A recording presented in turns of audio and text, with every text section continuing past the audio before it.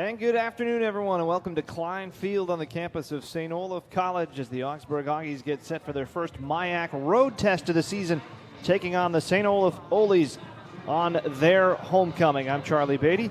Happy to be joined again by Josh Powers, who brought the wins with him earlier in the year, something the Auggies decidedly not get last week. A very rough outing against Concordia.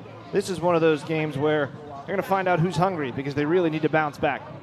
Yeah, there's no doubt it was a tough one last week, Charlie, specifically defensively giving up all the rushing yards to a very powerful and talented Concordia team. But it's a test here now with St. Olaf.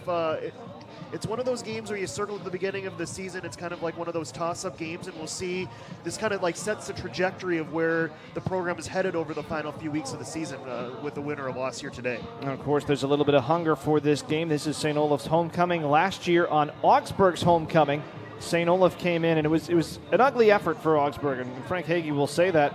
It was a game where the Auggies turned the ball over 5 times. They lost it 22-20, and you really got the sense afterwards talking to the coaches, they let one get away against St. Olaf last year. They'd like to return the favor this year. Yeah, it came down to just a couple key plays, Charlie, some 2-point conversions that St. Olaf was able to successfully get, and then you mentioned the 5 turnovers. So it could be one of those games today where it comes down to a few plays. Who's going to make those plays is probably going to walk away with the win today.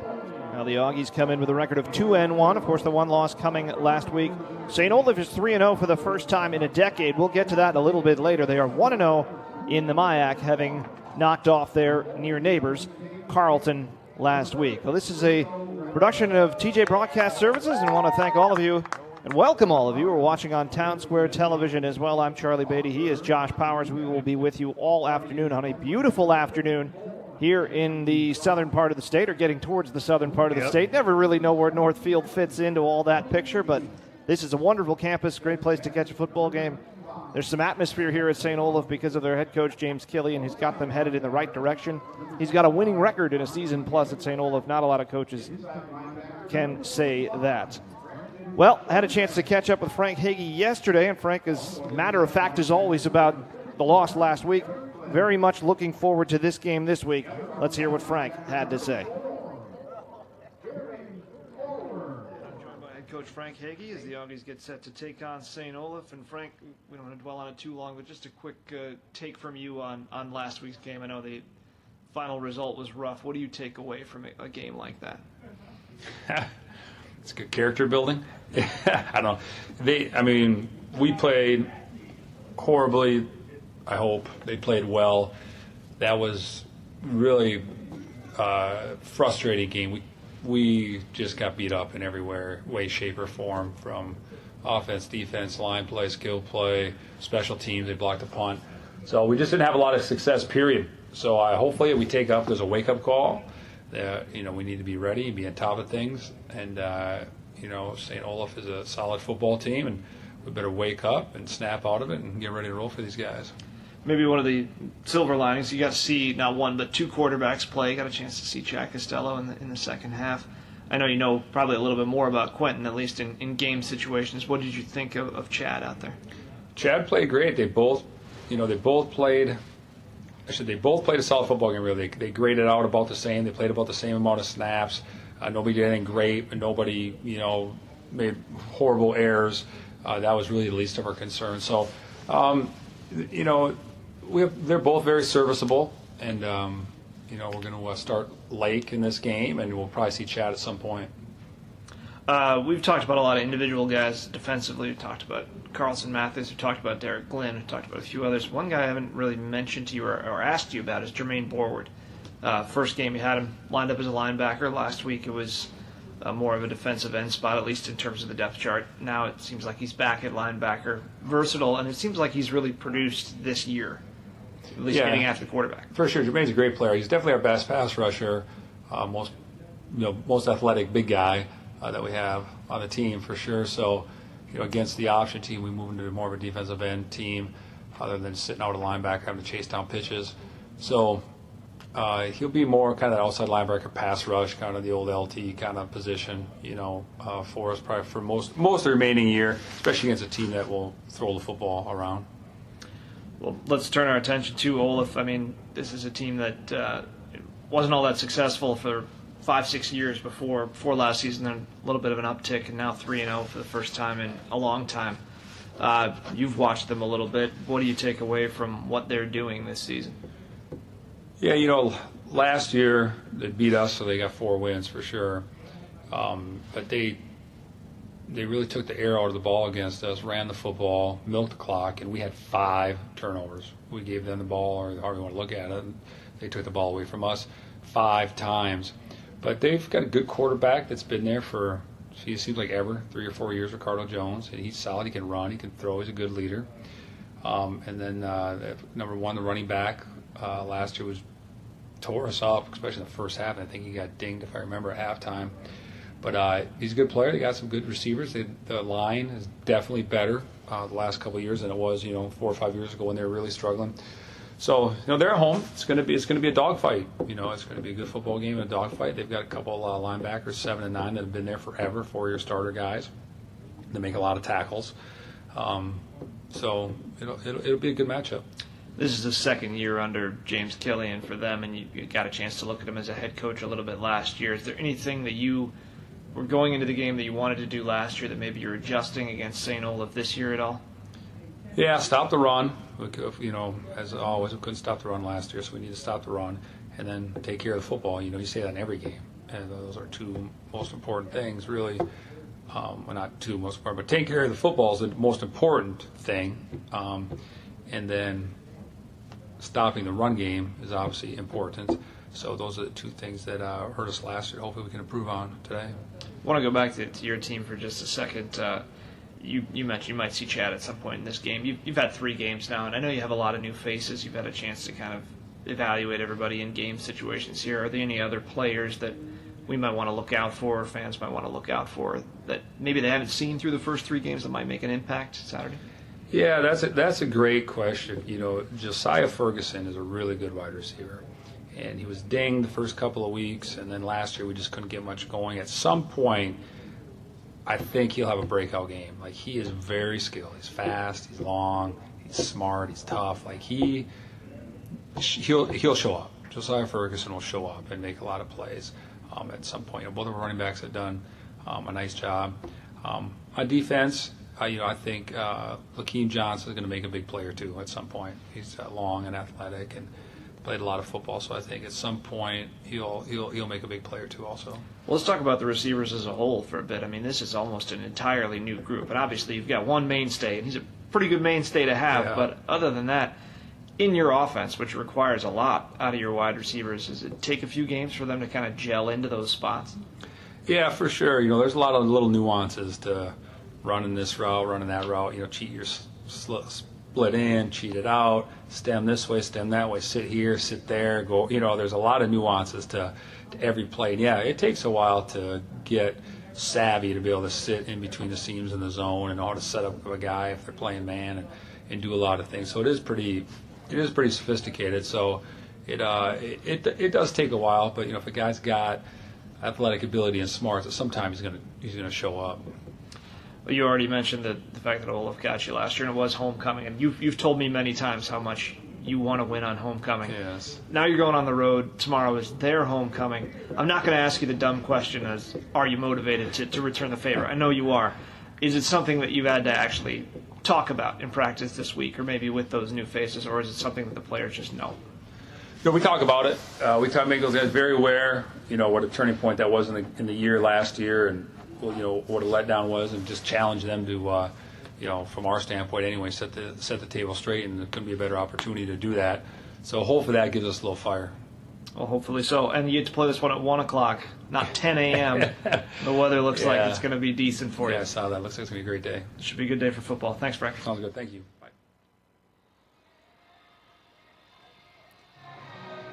So Frank Hagee there with his thoughts on this game, and turn it back to you, Josh, as we turn our attention to this St. Olaf team. Second year under James Killian. He's 7-6, 3-0 this year. They've got a quarterback who's putting up monster numbers through 3 games in Ricardo Johnson, a player that the Auggies didn't see last year because he was hurt. And he has been really the galvanizing force behind this offense. Over 1,000 yards of total offense just from him this year. Yeah, he's been very impressive, and you mentioned the total offense because he can run and throw. He's put up solid numbers through the air, Charlie, 237 yards per game, 52% completion percentage. Most importantly, 10 touchdowns and only 3 interceptions. So he's taking care of the football. So those stats are good, but then when you throw on top the fact that he's their leading rusher with 106 yards per game and 4 touchdowns and a 6.8 yard average, and he leads them also in carries. So this is a guy who's going to touch the ball early, he's going to touch the ball often, and since Augsburg didn't see him a year ago, it's going to be their first look at him for a lot of these players, especially on defense. It's not just that he's their leading rusher. He's their leading rusher by a lot. A lot, yeah. Caleb Willis is a good back. Augsburg knows that better than anybody. He literally has 1/3 the yardage of Johnson. Johnson 332, Willis 111. So almost 1/3 the yardage. And we know what Willis can do. He had 144 yards against Augsburg last year. So dynamic combination for sure. And the one thing we noticed, I think you and I just noticed it with the body language of these Olaf players warming up, they've got belief, this football team. The record of the teams they've beaten so far this year is not good. It's 1-8, Right. the 3 opponents that they've played already. But that doesn't matter because St. Olaf hasn't been 3-0 in 10 years. These players have suffered a lot of losing, especially the older ones. Now they got a coach that has really galvanized the team, as I said. They're behind him. They look like a dangerous opponent just based on that body language alone. Yeah, you mentioned the 3-0. They haven't been winning these non-conference games over the last decade, but now this year they have. And James Killian, you mentioned him earlier. In his second season, he's a guy that was a former offensive coordinator at St. Thomas. In college, he was a starting quarterback at Tulsa, a Division I program, and then he also spent some time at LSU during their national championship run in 2011 as a young assistant there. So a guy with a lot of big-time experience, and he's brought that experience to St. Olaf. And I was just, to your point about him being a Division I college quarterback, just talking with Roy Koenigsberg, who does the play-by-play here for St. Olaf. And he said that the player's favorite time in practice is when he's throwing the football because he's so good at it, having played at Tulsa. Well, the Auggies trying to bounce back. St. Olaf, a fired-up team. This is a very interesting game on a beautiful afternoon here in Northfield. Take a look at the starting lineups here while we have a chance before we get to the national anthem, as the Auggies are still on their way out here at Klein Field for Augsburg. Same starting lineup on the offensive line. Jacob Weiser at the left tackle. Paul Lemke at left guard. Chris Lemke, the older of the two, is the center. Ben Alexander, the right guard. Aaron Austin, the right tackle. Quentin Lake gets the start at quarterback. Of course, Frank said we'll likely see both he and Chad Costello here as they try to pick up the pieces after losing Quinn Frizzell 2 weeks ago. Nate Herber is at one wide receiver. Nick Heaney is at the other. Nick is off to an amazing start, especially considering he's played with 3 quarterbacks and caught touchdown passes now from all 3 of them. Josiah Ferguson, who Frank just mentioned in the interview, and Zach Keys are the other 2 starting wide receivers. You'll also probably see some of Alex Bailey, Tyler Blanchard.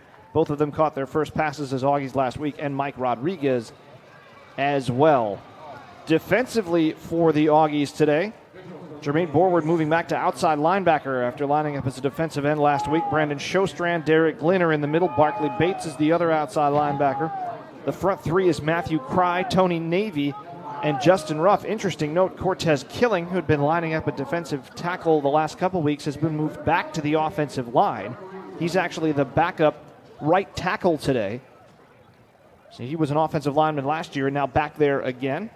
The secondary, Austin Kincaid at one corner. Lakeem Johnson gets his first start, the senior from Minneapolis. Camden Carlson Mathis, the very impressive first-year player, along with the junior Colin Feld at the safeties.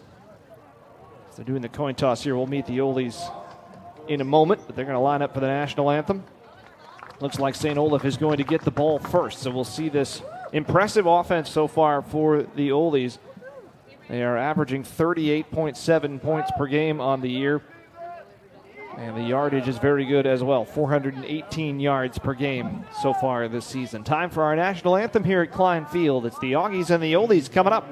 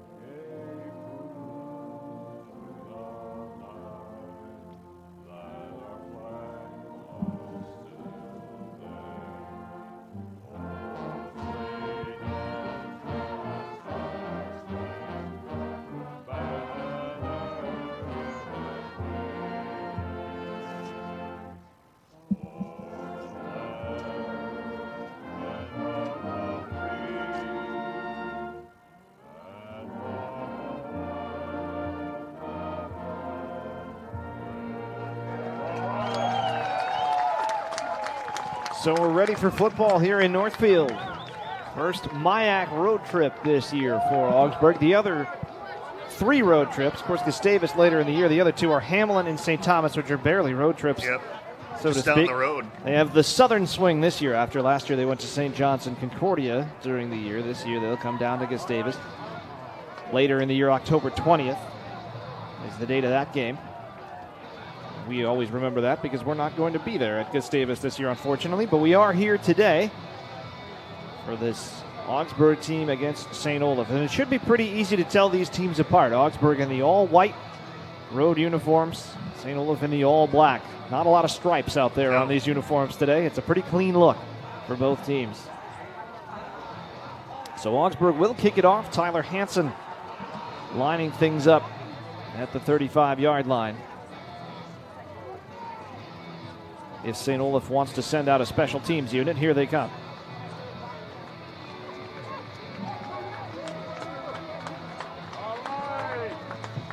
The deep men for the Oles. Jacob Assell, number 7. Also back deep is number 17, the first-year Gabe Alata. Isaac Coutier is also a deep man for the Oles. It's interesting, 3 deep men. You don't see that very often. Coutier's kind of a little bit offset of the 2. Well, they have almost nobody between them in the front line. This is a very interesting setup for a kickoff. Tyler Hansen has the big leg, so should get it deep. And we're underway from St. Olaf. Shorter kick taken by Assell at the 14-yard line. Gets past the first wave, and then he's swallowed under at the 31-yard line. And that's where St. Olaf will start its first offensive possession, led out by senior quarterback Ricardo Johnson III. We've already talked about him. Caleb Willis is the junior running back behind him. The 3 wide receivers, Gonzalo Perella, he's the favorite target, but Gabe Alata is off to a very nice start with 3 touchdowns already. Noah Johnson as well. Ben Smithson is the tight end. He's off to a phenomenal start. 6 catches, 5 touchdowns. Anthony DeBella is the left tackle. Alex Burns, the left guard. Jack Klein in the middle. Adam Danzig at right guard, and Max Dowdy is the right tackle. And the first play from scrimmage goes to Willis. And the little back that you have to kind of try to find through the line. We talked about that a lot last year. Picks his way for 5 yards. Brought down by Colin Feld at the 36-yard line. Willis is only 5'6", and he is tough to track through those blockers. Yeah, and he had that big day, as we mentioned, 144 yards last year in that 22-20 win over the Auggies, and he gets a good chunk on their first play. Second down and call it 4 after a gain of 6, and Johnson will keep it this time. Big hole off the right side, and he's brought down by Austin Kincaid, but has 9 yards and a first down. Now that's what they want to do. They want to run that read option, and he's going to keep it a lot of the time. Well, Ricardo Johnson getting good push by the big guys up front, and the first down of the game for the Oles. Mark it down at the 45-yard line. Just a minute gone here as they look to the sidelines. Go. James Killian, the head coach. Joe Lepsche is the offensive coordinator. A couple of good offensive minds there as they go to Willis, and he ran straight into Jermaine Borward. And once you find him, that's a huge size mismatch. Jermaine at 6'4", 250, and Willis 5'6", 170. No gain. And one way to find him is Borward a little bit gimpy there after making that tackle. It looks like he's going to get some medical assistance, which would be a big blow for the Auggies, but he did a nice job there. One way to find him is to shed your blockers. That gives you better vision, right? And that's what Borward did that time. Just shrugged off his block and then made the nice tackle, and we hope he's okay. Yeah, he did have kind of an awkward stance as he made the tackle, and he's holding kind of in the groin area, maybe the midsection, so you hope this is not serious. He's a huge part of that defense. Already 2 sacks, 3 tackles for loss this year. And it didn't appear to be that serious, and the reason I say that is because it was kind of one of those, well, I think I'm going to try to get to the sidelines, and then I better just go to the ground here to make sure. So usually when it's really serious, they don't even think about getting up and going to the sidelines. He's going to get some help, though. Yeah. Clayton Bird coming out. Again, that's a big, big part of the defense. Frank Hagee just talked about it being their best pass rusher. His backup is Mustafa Adam, which is a pretty good backup, but Mustafa is just not playing at full strength this year.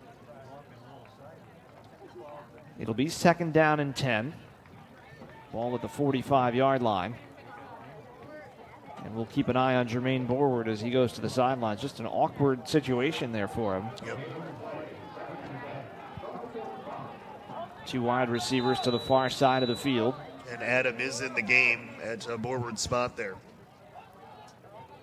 Willis in motion. They're going to swing it out to him, trying to get the little guy into some space, and he's run down out of bounds. Lakeem Johnson slowed him up, holds him to a gain of 4, call it 3. Out of bounds at the 48. It'll be 3rd and 7, and a big third down coming up. Yeah, first real third down test. Nice job there by Lakeem Johnson. You mentioned slowed him up. That could have been a gain of 6 or 7, but Johnson, by slowing him up, made it only a 3-yard gain. Olaf is 16 of 43 on third downs this year, 37%. And Johnson to throw. Over the middle, got his man, and trying to swat it out was Lakeem Johnson, but Gonzalo Perella, the junior from Doral, Florida, holds on for a first down. He's their favorite target. 48 completions by Johnson this year, 20 of them to Perella. So a wide, about 40% of their catches this season, and he makes a good one there on third down. Pickup of 10. And a no-huddle look here for the Oldies. They do like to keep you off balance. They'll run to the line. They don't go with the huddle very often as Derek Glynn makes the tackle on Willis. A pickup of 3. Saw that a lot last year and saw that in some of the earlier games this year where they break the huddle. They all sprint to the line, so you can't necessarily adjust your defense. Then they snap it. Yeah, and they may not go hurry up, but they're going to not huddle most of the game, and that keeps your defense on the field. Speaking of Glynn, 20 tackles last year against St. Olaf. He had a monster game. Sure, we're not going to see the last of him after that tackle. That was his 30th of the season this year. Johnson keeps it. Good idea because Willis was going nowhere. He is brought down by Showstrand after another solid gain. It'll bring up 3rd and manageable. They mark him down at the 36-yard line. So 3rd down and 4. And you're looking at probably 4-down territory here, I would imagine, unless you get a negative play like a sack. Well, keep in mind, too, to your point, St. Olaf has gone for it through 3 games on 4th down 17 times already. And they've converted 10, 59%. They have a freshman kicker, but this would be too far for that anyway. But they like to go for it. This is certainly, you would think, 2-down territory. Is Johnson looking, wants the quick hitter, and it's incomplete. In and out of the hands of Gabe Alata, the first year out of Benilde St. Margaret's. Pass behind him, but if he'd hauled it in, it would have been 1st down. Now 4th down, and a chance for an early momentum play for the Auggie defense. Alata and Johnson and Perella are the wide receivers. Smithson is the tight end, number 81.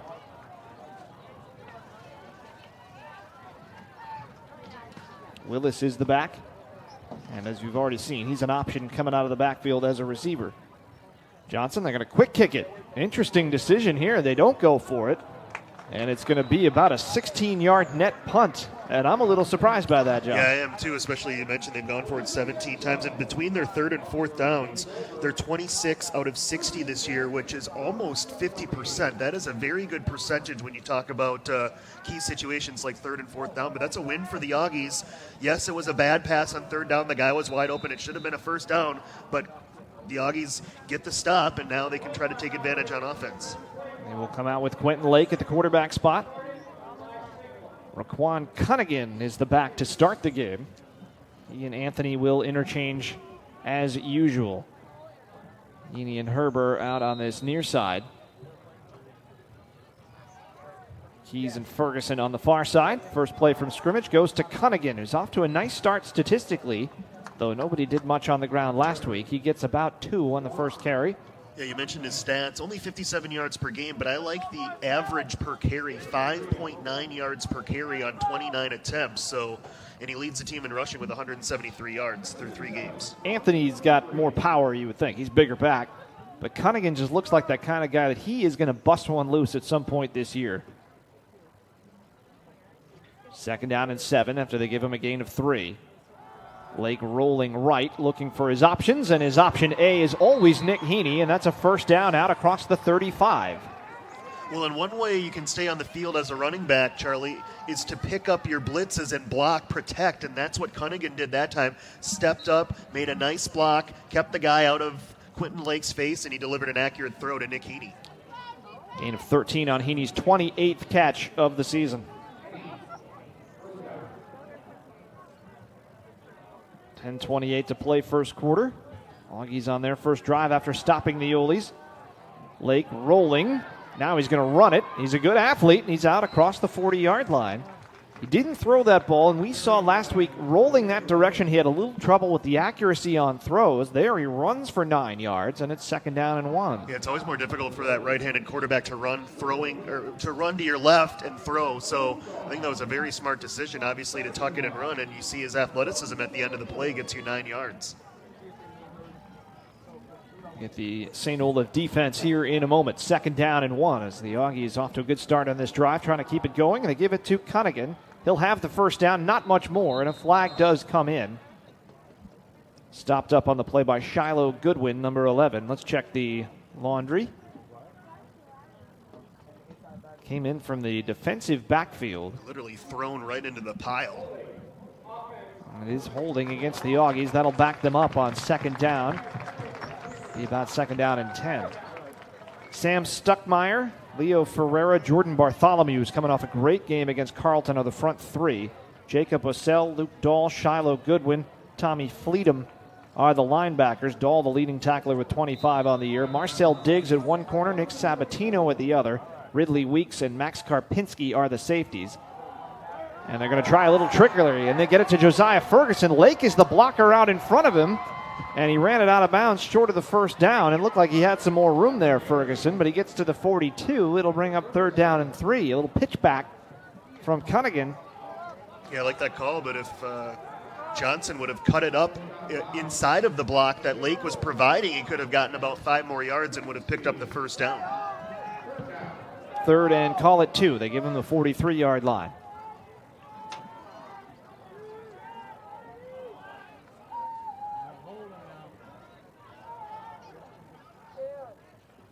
Lake and mishandled the handoff, and St. Olaf recovers. Falling on it is Luke Dahl. They were trying a little read play, and Cunningham and Lake just ran into each other. And I don't think Frank Hagee wants to see this as the turnover start again against St. Olaf, and that one was just unforced. Yeah, you can live with a turnover if someone makes a great play or something like that, but an unforced error like that, is a tough one for the Augie sideline. So first the penalty and then the turnover blunts what was a promising start to a drive, and now St. Olaf comes out in very good field position. About the same spot from which they punted the football a moment ago. 9:08 to play first quarter. 2 wide receivers out to the left. 2 tight ends in there for the Oles. And they will swing Willis out again. And this time Johnson fakes the pass, and he'll keep it up the middle. He is met there by Clayton Bird amongst others, and it's a short game. Nice adjustment by the Augie defense. Looked like there was a good hole there to start. Yeah, it was a close, quickly credit Bird with shedding his blocker and coming up to make the play. See a lot of that misdirection action there as you saw the running back Willis sprint out of the backfield. So the Augies are going to have to be on high alert with where all these players are going to go on offense. Forward progress to the 36, 2nd down and 8. Johnson to throw again. Wants to go deep, has all kinds of time, and eventually Perella comes open down to the 15-yard line. Credit the offensive line there on a pickup of 21. Yeah, the Auggies did not get much push in there. Their best pass rusher still out in Borward, being looked at on the sidelines, and eventually you're going to get open, especially a talented receiver like Perella, and a nice hookup. 1st and 10 at the 15-yard line. Hand off to Willis, running off the left side and splits it out, and Willis will score. And St. Olaf makes quick work after the turnover. 3 plays to go 39 yards and a touchdown. They take the early lead. Well, the offensive line just doing an outstanding job that time, moving the D line of the Auggies downfield and then allowing the back Willis to cut it outside, virtually untouched into the end zone for the touchdown.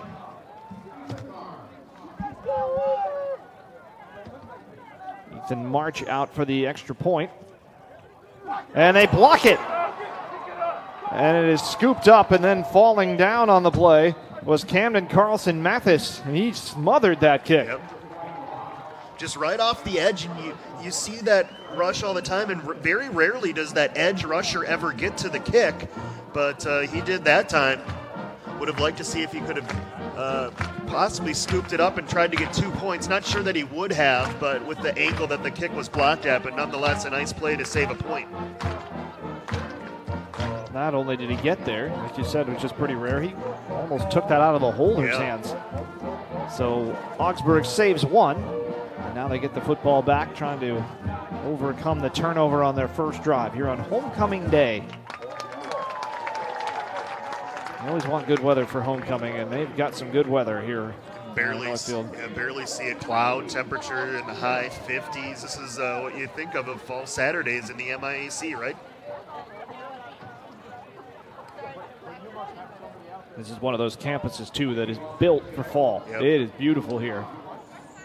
Wish we were here maybe a couple weeks later. You'd see all those trees in the background with some distinctive colors. They're still mostly green back there right now. Not for much longer.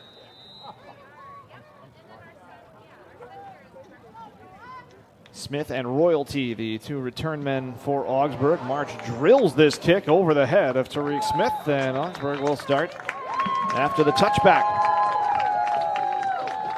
Pretty good leg there from the young kicker, Ethan March. Not much wind, but what wind there is, maybe up to 5 miles an hour, is going at the back of St. Olaf here in this first quarter.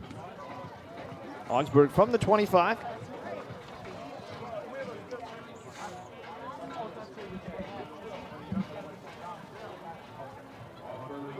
Lake out there for a second series. Cunningham still the back. They do a quick hitter out to Herber. Plants his foot and gets out across the 30 for a nice first down pickup of 6 or 7.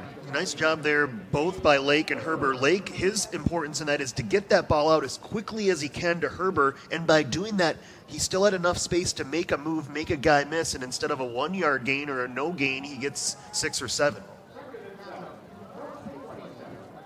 They call it a gain of 7. They've seconded 7 on the board. They've got the wrong yard line. It's at the 32, not the 27. Now the handoff. Cunningham got away from the first wave, but he's not going to get much. Did well just to get back to the line of scrimmage because they had bodies in the backfield. Leo Ferreira got a hand on him. Fights his way out to the 33 for a gain of a yard. So 3rd down and 2.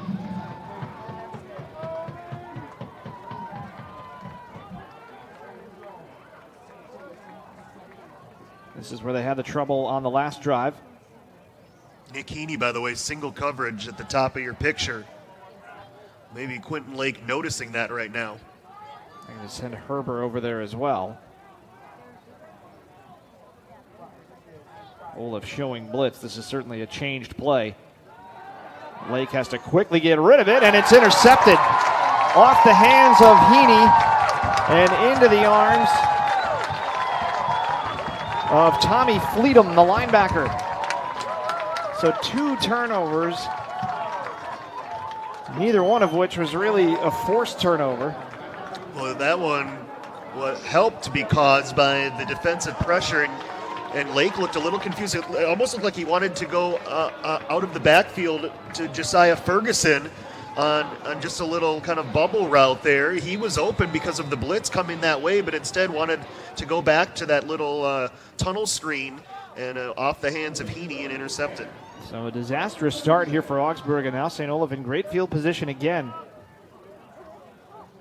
They go to Willis on first down, runs away from the pressure, and he's up to the 30-yard line on a pickup of 6.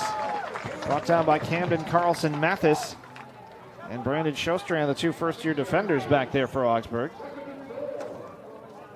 You look at that first key of the game for Frank Hagee, stop the run. Right now, Willis it's not really even Johnson who's hurting them. It's Willis, just like he did last year, getting consistent gains. Johnson this time keeps it, and he made the right call. Now he's got the corner, and it might have been a touchdown saving tackle there by Carlson Mathis again inside the 20. Again, good job by the offensive line opening up a clear path for Johnson. He saw that at the moment of decision on that read option and sprinted right through it for a big gain. Pickup of 14. 1st and 10 at the 16-yard line. This combo of Willis and Johnson in the backfield looks like it's going to be problematic for the Auggies today. Johnson will swing it out. Willis looking for the screen blocking on the outside. Close to another first down as he's near the 5-yard line. I think he has it. Lakeem Johnson with the tackle. Sorry, Josh. Yeah, no problem. A really nice block on the edge to seal it. The freshman wide receiver, Noah Johnson, number 19 in black. Just did a great job. Turned his man back inside, and that allowed Willis to go back outside of him for additional yardage. The Oles have run that play 3 times, but they threw in the wrinkle that Johnson kept it once. You've got to respect that, and that leaves Willis open on the outside of the field. Now he'll run it, 1st down, slips a tackle, and a second diving stab by Shostrand kept him out of the end zone. It's 2nd down and goal from the 3. Yeah, really nice play there by Shostrand. That looked like a touchdown, but the first-year player showing you why he's cracked the starting lineup now in week number 4 of the season, making a nice play.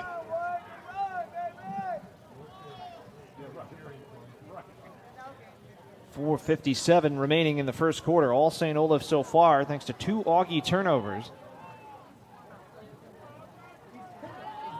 And they'll swing a man out of the backfield again. This time Johnson keeps it, fighting for the goal line, and he's dragged back by Colin Feld. That time it was Eddie Odanga in the backfield, a first-year player out of Chanhassen High School.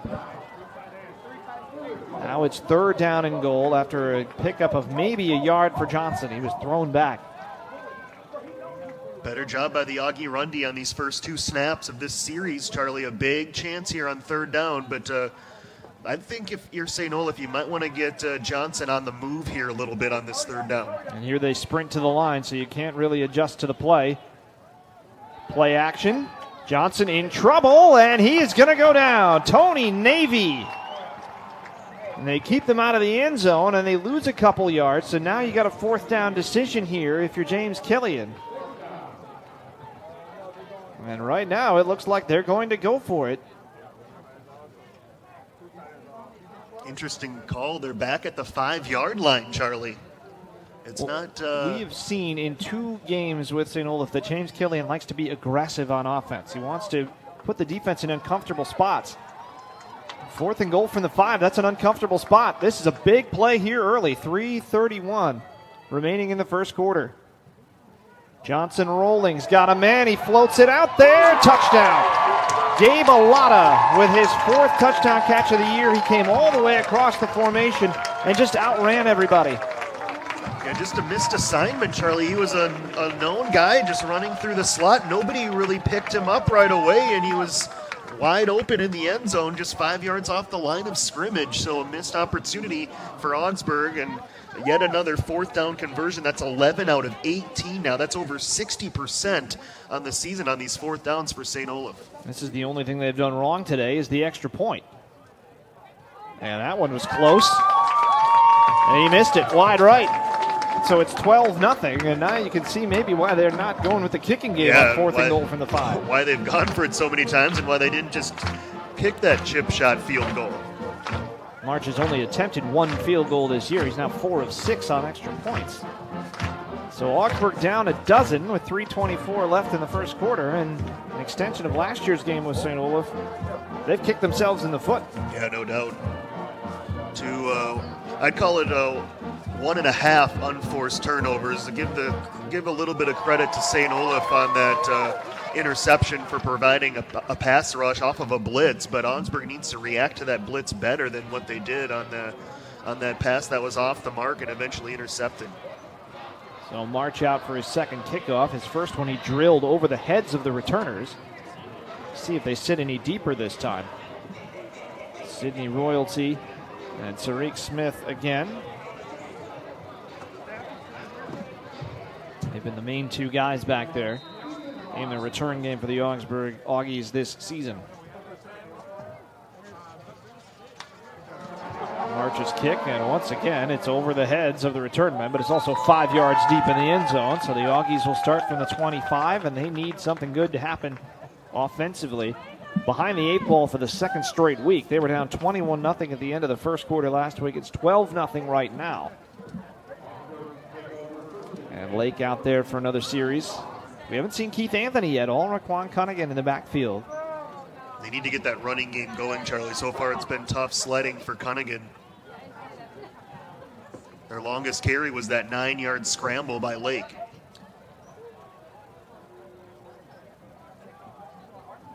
Out of the pistol formation. Handoff is to Cunningham. He'll pick up a couple on first down. You see the Oles, they're going after that football. Good ball security there by Cunningham. Better job by the offensive line, at least getting a little bit of push there. You'll take a 3 or 4 yard gain on first down. It makes things a lot easier on the offense. 2nd down and 7 after a pickup of 3.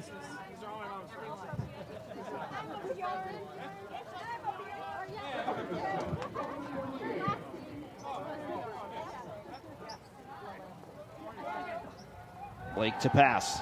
Good protection over the middle and through the hands of Herber, and that was into a dangerous spot again. Another tip ball with 4 black shirts around it. Luckily, that one falls to the turf. And now we've got an injured Auggie down on the field, one of the offensive linemen.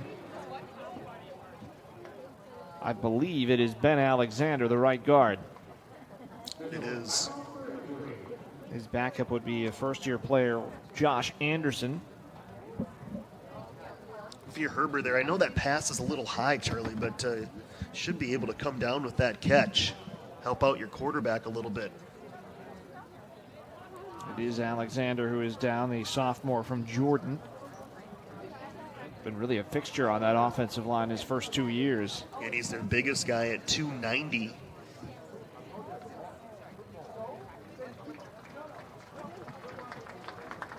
Auggies have already lost one off the defensive line. Jermaine Borward is moving around on the sideline, trying to test out that leg. He's doing a little bit of light jogging, Charlie. Moving fairly well. I would say he's looking like he might return in this game. That's a very good sign for the Auggies. Now you would hope. He's a big piece of that defense. We'll keep an eye on him. Right now, a big 3rd down as the Auggies trying to get some movement.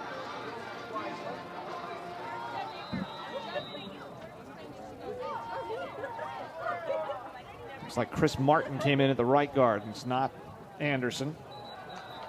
Movement, and this is going to back Augsburg up even more, I think. The Oles certainly believe so.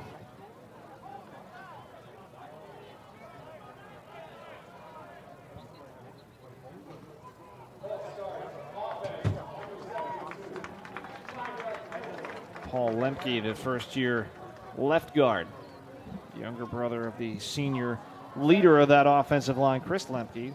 Chris is the only senior out there.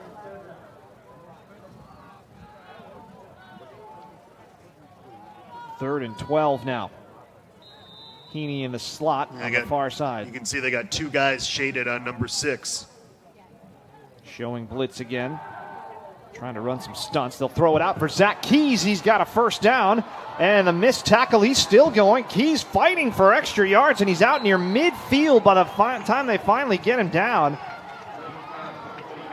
A big missed tackle there early. That allowed Keys about 15 extra yards and ends up as a pickup of 27, call it. Great run by Keys after the catch. That was important. That was key on that play to use that pun. But and they're going to need other wide receivers to step up. If they're going to roll double coverage over the top on Heaney like we just saw on that play, it's important for guys like Keys to make plays.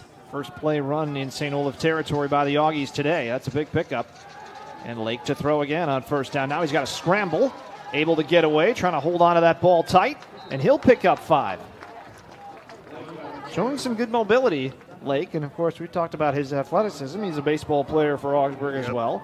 And they wanted Heaney on a drag route, but again, 2 guys were on top of him. So that's an extra guy that's not a rusher, Charlie. So Quentin noticed that and found some space up the middle to make a positive gain out of it. Now, at some point this season, you mentioned it, the extra receivers, they've got to do something because Heaney's going to get blanketed all season long. Look at that. They've literally got 2 guys stacked right on Heaney in the slot right there defensively.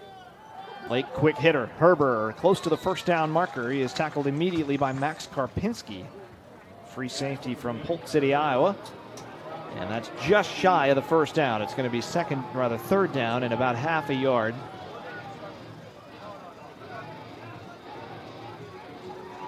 This is a play where you think you might see Keith Anthony. I don't see him on the sidelines even right now. Not that Cunningan's a small back. They're going to bring in some tight end player, Jordan Hughes, who is an offensive lineman, has now been converted essentially to a tight end, wearing the number 89. Yeah, we might need a timeout here. Play clock already under 10. Yeah, they don't know who they want to get out there. And there's And the there it timeout. So some confusion. Want to get this third down play right. Don't want to rush it.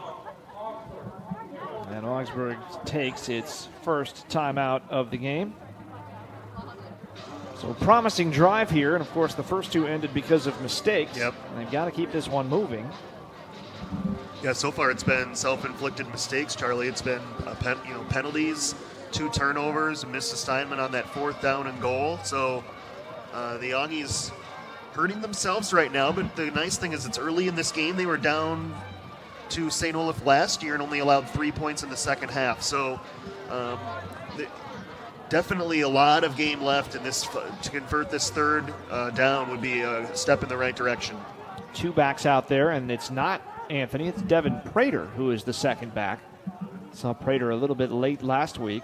So I wonder if Anthony, who was listed as the starter, is even really suited up today. Yeah, they had him on the depth chart, but we know those aren't always 100% accurate. Yeah, things do change from Thursday to Saturday.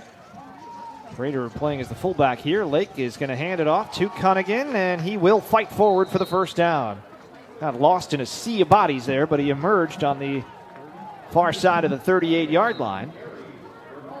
Yeah, it didn't look like there was much there. Credit, looks like Chris Martin is in for Alexander, number 64, at the right guard spot. Him and Aaron Austin providing just enough hole for Cunningan to get through. So 1st and 10 now from the Olaf 38-yard line. Might be the last play of the first quarter here. Give is to Cunningan. Now Ferguson. I think there was an option to throw that, but Ferguson's going to run it instead, and a nice open field tackle by Karpinski to keep him to a short gain. He gets maybe 2, and that should end the first quarter here as we're under 5 seconds.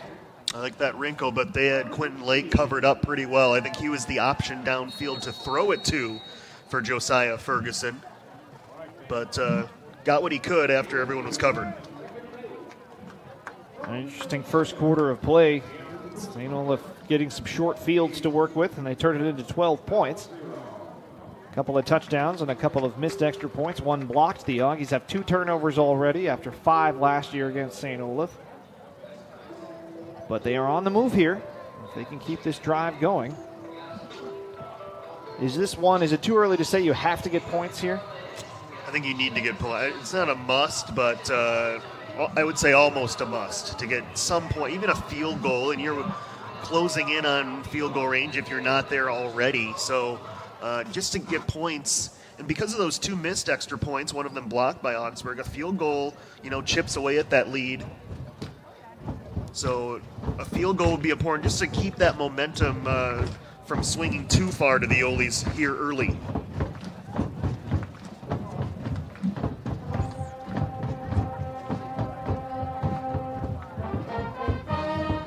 It's a team in St. Olaf. Remember, they are 3-0. They haven't been 3-0 very often in recent years at all. So they've got their guys believing right now that they can win some of these games. And on the opposite side for Augsburg, yes, they're 2-1, which is good, but they're coming off a very tough performance against a very good Concordia team. So just for kind of the psyche of Augsburg and in this game, coming away with points is pretty important on this drive. 2nd down and 8 from the 36. Lake to throw into the middle for Herber, and he is close to another first down, trying to slip that last tackle. And I kind of like the fact they're not even looking at Heaney since he's drawing so much double coverage, Charlie, going right to his other reads that he's getting at the line of scrimmage, finding guys like Herber and Keys open early in the play. 3rd catch for Herber. And it's another 3rd down and short. And I think we got a timeout called here by St. Olaf. That'll give us a chance to take a look at the stats from the first quarter. Just hand it to us. Yeah, as you can imagine, slanted in favor of St. Olaf. Total yards 109 to 81 in that first quarter. 18 plays for St. Olaf, 15 plays for the Auggies, but rushing is really where they made their mark. 60 yards rushing for St. Olaf, just 30 for Augsburg, so double the amount of rushing yards. Passing yards about even, 51 for the Auggies, 49 for St. Olaf. Time of possession about even. The third down and fourth down about even, but the big stat, the 2 turnovers for the Auggies, tells the story early so far. This is a defense that's struggled so far. They're giving up 307 yards rushing per game. It's not a defense at the moment you can put on a short field. And so far it's happened twice.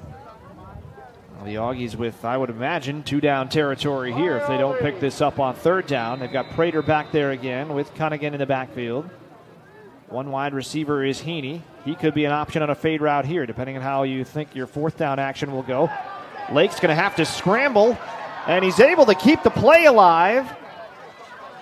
And he's going to pick up the first down. Wow. What a play by Quentin Lake as he gets 6 yards.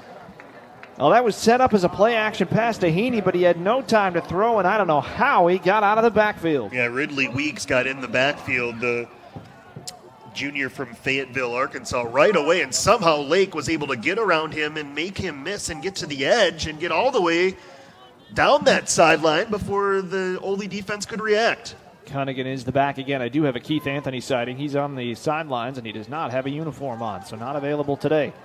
Quarterback draw for Lake. Don't know if that was designed or improvised, but he's down to the 6-yard line, and Quentin Lake's doing his best. Ricardo Johnson here in the first half. He's got the Auggies set up in first and goal. Well, that's great recognition by Lake because he saw a linebacker come over to get Cunningham out of the backfield, Charlie, and immediately, if he doesn't react to it in a split second, he doesn't have that hole up the middle to run through, but he did, and he's able to make a big play with his feet again. Pickup of 18. Lake with 40 yards rushing already in this game. Now they'll try a jet sweep. This is Herber, and he is close to the goal line. It'll be second down and goal from the 1. Just got a lot quieter here at Klein Field because the Auggies are starting to get the running game going. Yep, they're finding creative ways to get that run game going with jet sweeps and runs by the quarterback. So when Cunningham's struggling, and he is with that offensive line, 4 carries for 9 yards, but yet the Auggies are finding other ways to get it done. This is where you'd love to have the bowling ball of a back, Keith Anthony, but Cunningham's pretty big himself. And instead, they'll sneak it. Lake up the middle, and good push by the Oles. He did not get there. No, he may have. I think he was right at the line of scrimmage, right at the 2 there. So now it's third down and goal.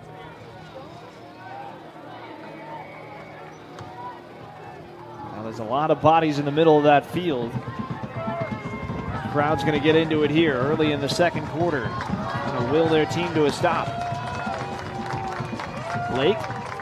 This time the handoff. They lost the football again. Lake picks it up, but he's going to be swallowed under at the 10. And again, the handoff between Cunningham and Lake goes awry. And now you're back where you might have to kick it. And they will. Oh, wow. And that's the handoff was all messed up in the backfield. They were fortunate to keep the possession. Again, just self-inflicted mistakes right there for the Auggies. So it'll be a 26-yard field goal for Hansen. Certainly well within his range, trying to get the Auggies on the board, but still, you get down to the 2. A couple of shots at it. And they don't get in. Low snap. Good hold by Lake, and Hansen booms it through. It's 12-3. But you lost out on potentially 4 more points right there with some miscommunication in the backfield. Dependable Tyler Hansen, as usual, especially from that distance, kicks it straight through the middle. Hansen now 2 for 3 on the year. He's hit from 26 and 29. Again, he's got range out to about 40, you would think, maybe 45 if you had to push it. So, well, at least the Auggies, like we said, they got some points on the board. They got some of their running game going, too, on that drive. So some positive things that they can take on that drive, and now they give it back to the defense, who's well-rested after being off on the sidelines for a bit. And the other thing, too, barring a big return, you can flip the field a bit. Yeah. And make a running team go 35 yards. That's a pretty easy setup. If you want to try to make them go 80, you can hope that they break down somewhere in that big chunk of turf.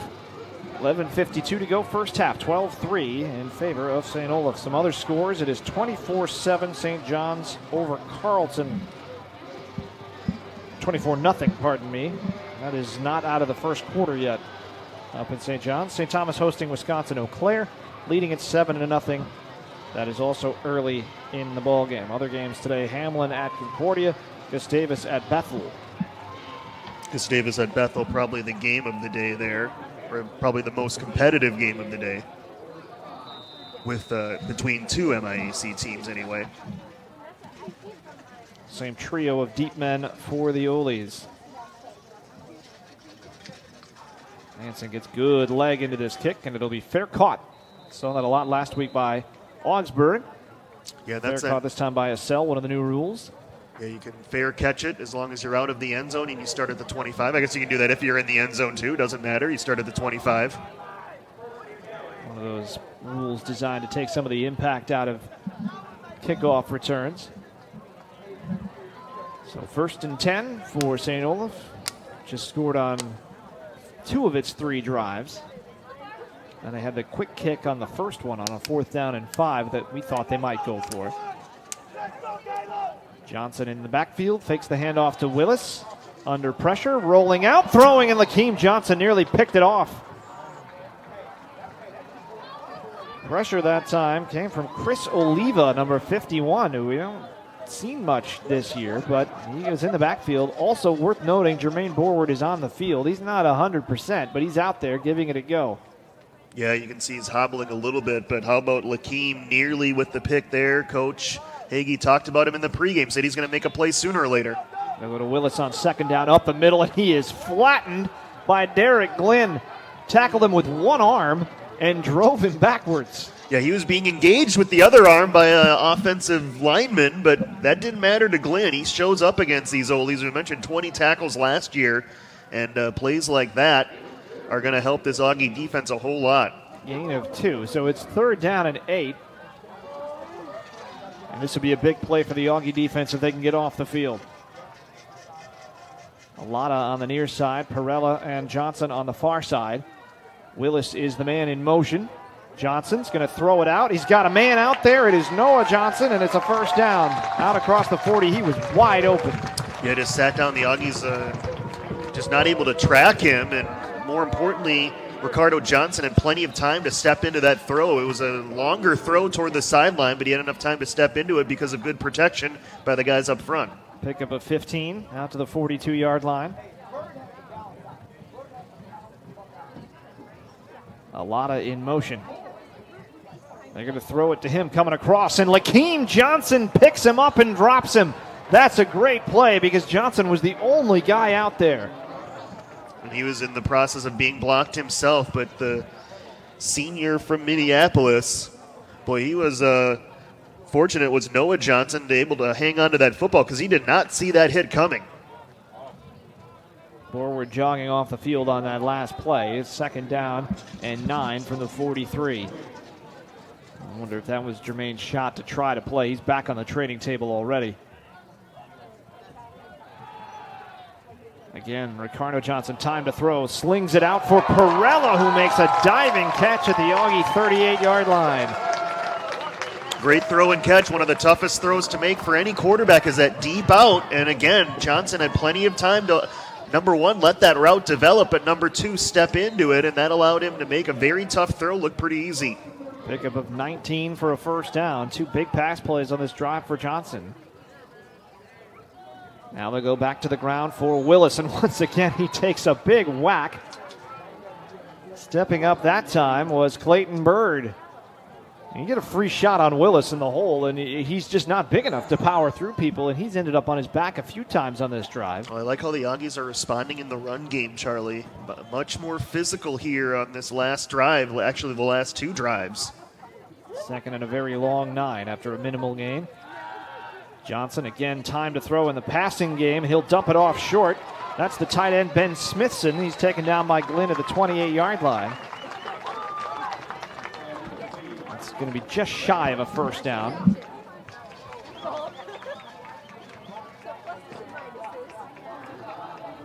So 3rd and very short here. Clearly with what we know about the St. Olaf kicking game, 4-down territory for them.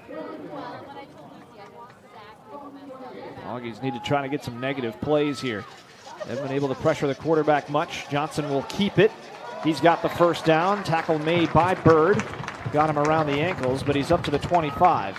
Well, they're doing better in the run game on defense, and now they need to start getting some pass rush into the backfield. But it's hard to blitz a guy like Johnson, because if he sees that blitz coming, he can use his feet to go the other way or throw into the blitz. He's a tough guy to blitz. You almost need to get that pressure from your front four. Willis in motion again. They'll swing it out to him again. He's got blockers out there, and Johnson steps up to bring him down after a short gain. Barkley Bates also in the area. Lakeem is really having a nice series, Charlie. Very aggressive. That time coming up quickly. He's making sure tackles. Really like what I'm seeing from the cornerback, number 7. 2nd down and 7 after a gain of 3. Bird jogging off as in comes Brandon Showstrand. The Auggies showing blitz. Trying to come after it. Johnson has his pass off the hands of Perella. And there were some Auggies lurking there, but they couldn't find the first, well, would be the first Auggie interception of the season. Yeah, if only that were tipped up a little bit higher in the air, that would have been a pick. But good coverage by the Auggies. It was a more difficult throw for Johnson because there were 2 Auggies in that area. Does bring up 3rd down and 7 with the ball at the 22-yard line. Again, certainly a 2-down setup here for St. Olaf.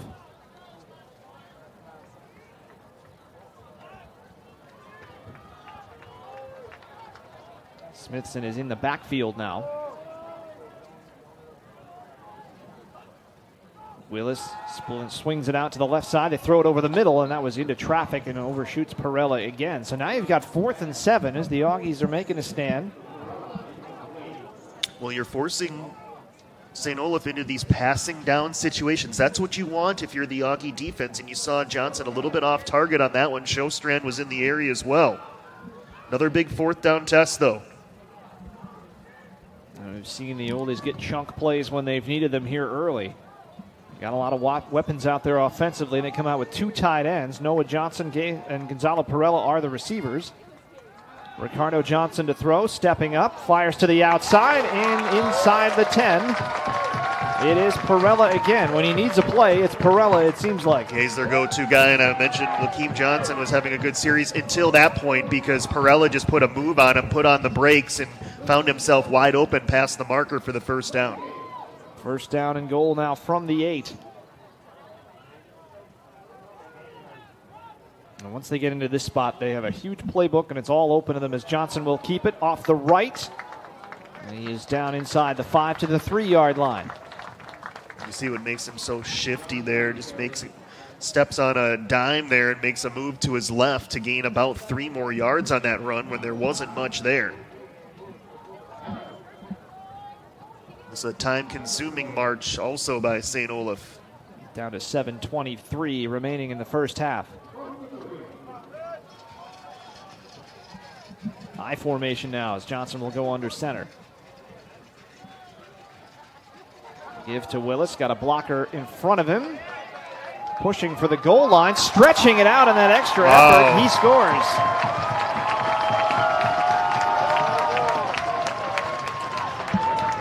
Just refusing to go down. That's what that was at the end of that play, Charlie. That came down on top of the pile, just stuck the right arm out. Yep. And now they'll try the extra point. This is really the only thing that's gone wrong offensively for St. Olaf today. They've had 1 block, they've missed 1. March out for try number 3.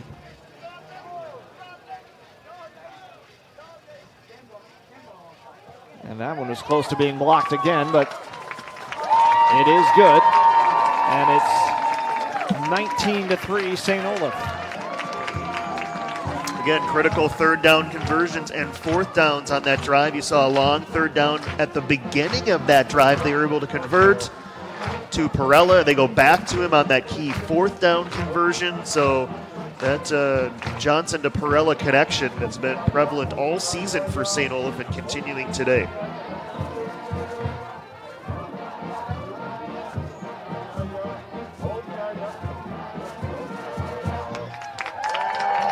And, of course, the Umyaya fight song played after every touchdown. Don Stoner was telling me earlier this week that Frank likes to play that during practice in the lead-up to the St. Olaf game just to fire up the players. Annoy his team a little bit. It's already getting a little bit annoying up here in the booth 3 times in the first half. I don't think anybody else in the MIAC really loves that song, but they do love it down here, of course. 19-3. St. Olaf playing a very good first half, and they have the lead. See if the Auggies can get a return out of these kickoffs. Once again, they're lined up at the 10-yard line, and March has put them over the heads of the return men both times.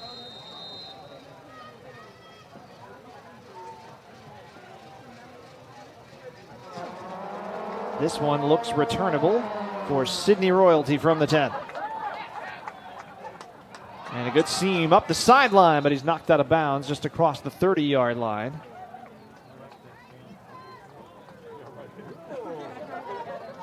Just kind of ran out of room there. If he had a yard more of space, that would have been very promising.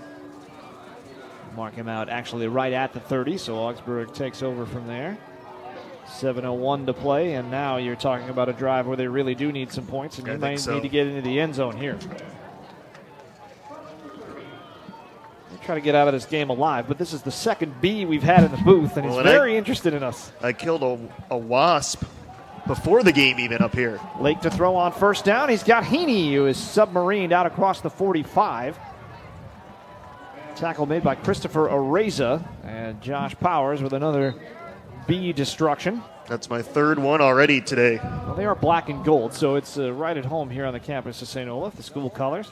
Sorry about that. I have no analysis for that play, Charlie. It was a good catch and throw. There occupied. There you go. You had much more important things to worry about. Lake, time to throw again, winds up, same play, and that time Heaney couldn't stretch out for it. Would have been another big pickup. Yeah, that was a tough throw to make, too, by Lake. Had a good competitive throw in and around 4 guys, but just a hair off. So 2nd down and 10 with 6:33 to go in the first half. Augsburg will start the second half with the ball.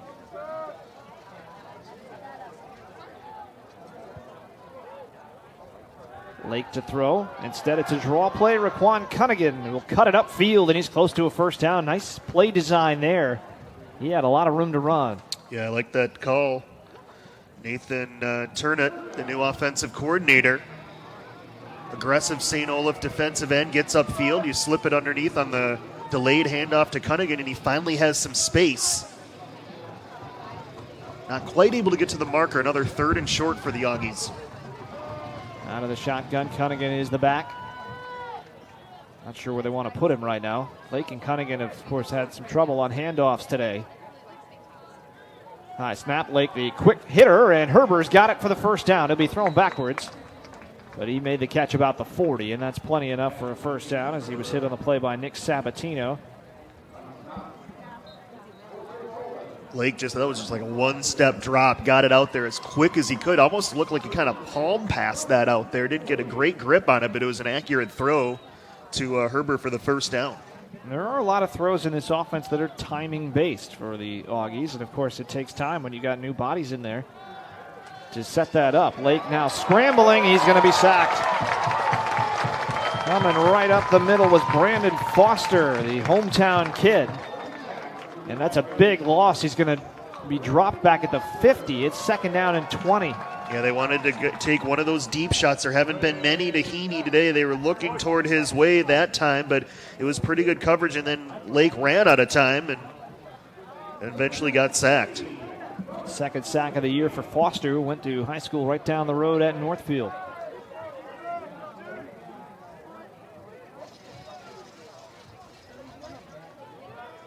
So 2nd and long. They need yards out of this. They'll swing it out to Cunningham. A little bit of room on the outside. He'll get the yardage back and then some, and he'll set him up with a 3rd and manageable.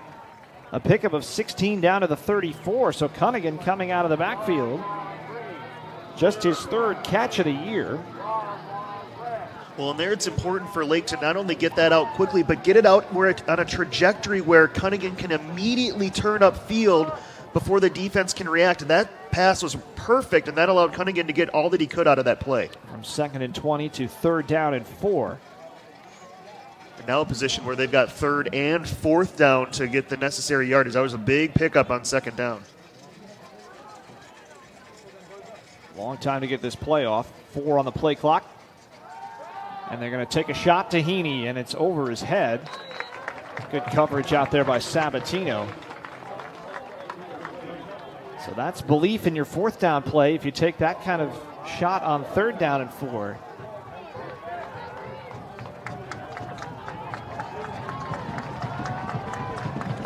Another big play on 4th down. St. Olaf 2 for 2 so far. They've made the plays happen. Yeah, all of the key plays on 3rd and 4th down on both sides of the ball have gone St. Olaf's way here early. That's why they lead at 19-3. Good noise here from the stands at Klein Field. Lake from the shotgun. Pressured, sacked. Jordan Bartholomew and Luke Dahl. And a very frustrated Augsburg offense leaves the field. Yeah, they moved the ball once again, Charlie, but that time they dial up the blitz, did St. Olaf, their defensive coordinator, Mark Kobacki. And it was a well-timed blitz. The Auggies didn't have enough blockers and good coverage downfield. There was nowhere for Lake to immediately throw that ball. And before anyone else could get open, he was sacked. Loss of 9 on the play, and so now St. Olaf with 3:54. They have 2 timeouts and good field position again. They put more points on the board here before half. It's really going to dig a hole for the Auggies. Still a 2-score game. Nearly got the Auggies to jump. They go with Willis up the middle. He's got a bit of a hole, and he'll stretch it out into Augie territory to the 49. As you mentioned, this is a very important possession for the Auggies. Talk about must scores on offense. So this is a must stop. Any sort of points here, and things look very bleak for the Auggies' second half.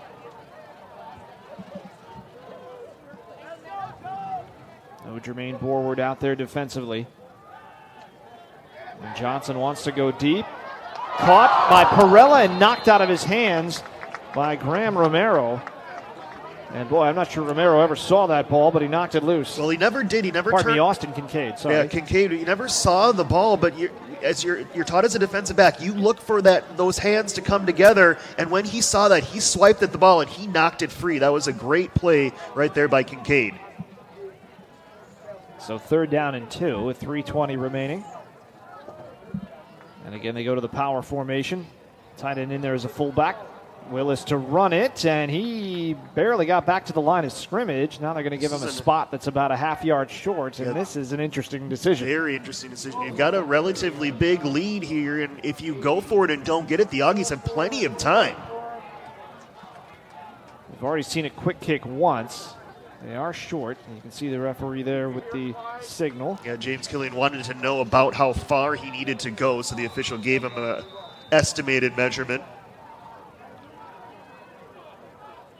Well, the Oles have proved very good at these plays in 2 years under James Killian. It looked like they're going to go for it. This is a big gamble here, Charlie. A chance for the Auggies to potentially really get some momentum if they get a stop here. 2:37 remaining. They got one wide receiver out there. That's Alata. This is obviously sneak territory. Give it to Willis, and he will stretch it out for the first down. Glenn hit him behind the line of scrimmage, but the good forward push by the little back. And it's 1st and 10 at the 46. Yeah, Willis showing you some strength right there, Charlie. Derek Glenn is not an easy guy to move downfield a little bit. And just couldn't quite hit him head on, could Glenn. And Willis was able to get the first down. They'll go to Willis on 1st down here. Stretch toward the sideline, and Carlson Mathis knocks him out after a short gain. More B's in the booth, so Josh was out for that play again. B number 4 has been destroyed here in the booth. It's not the fans below us that are releasing these. They're just floating in from somewhere nearby. That would be gamesmanship. You want to take out the broadcasters with B's. That's taking it way too far. A gain of 2 on that play. We have no bearing on how this game plays out. Eddie Odanga, the first-year player out of Chanhassen's in the backfield. He had a good week last week, and he's the one who splits out to the right. Johnson, the fake pass, he will keep it, and he's got blockers. Still on his feet, down inside the 30.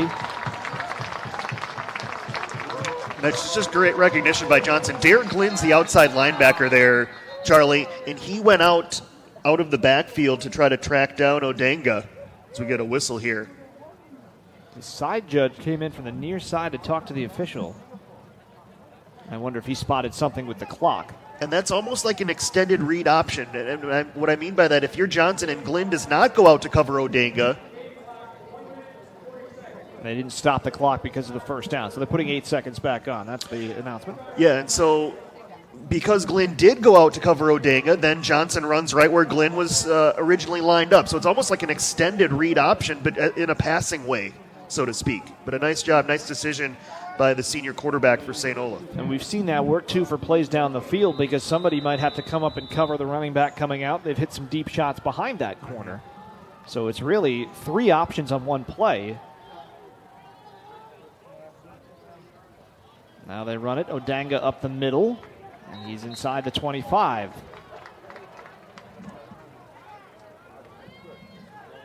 Plenty of time for St. Olaf, still well over a minute. They'd actually prefer to probably take off a good amount of time to limit any chance Augsburg would have on their next possession. They have 2 timeouts, so they've got an eternity here from the 24. 2nd down and 6.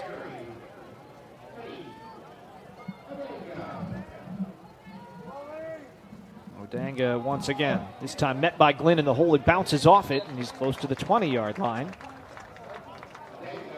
And Eric Glynn, pardon me, that's Chris Oliva, was a little slow to get up, number 51. Looks like he's fine.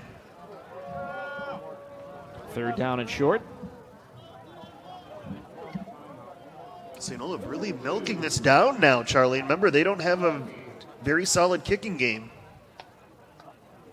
Willis. Johnson on the keep, straight up the middle for another 1st down as he's shouldered down by Glynn at the 16-yard line. Clock will stop to reset the chains with 25 seconds.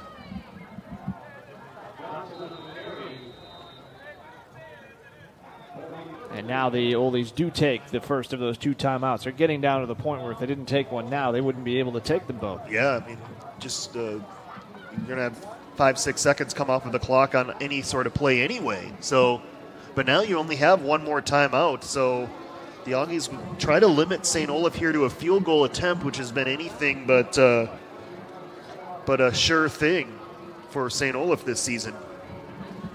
Scores from elsewhere. That game of the day you mentioned is all Bethel right now. They're up 22-0 early in the 2nd quarter on Gustavus. St. John's 38, Carleton nothing. That's with 11:11 left in the first half. St. Thomas is up on UW-Eau Claire 22-0. Got to get something out of the Hamlin-Concordia game here. Take a look at what the score is. Right now they have nothing reported. From up north, sometimes they don't turn the web on yet. Spotty internet signal up there. Wonderful place to catch a football game, but they don't necessarily have that press box totally modernized just yet. Wi-Fi working just fine down here in Northfield. Clear day, you get the strong signal. There you go. 1st and 10 at the 16 for the Oles.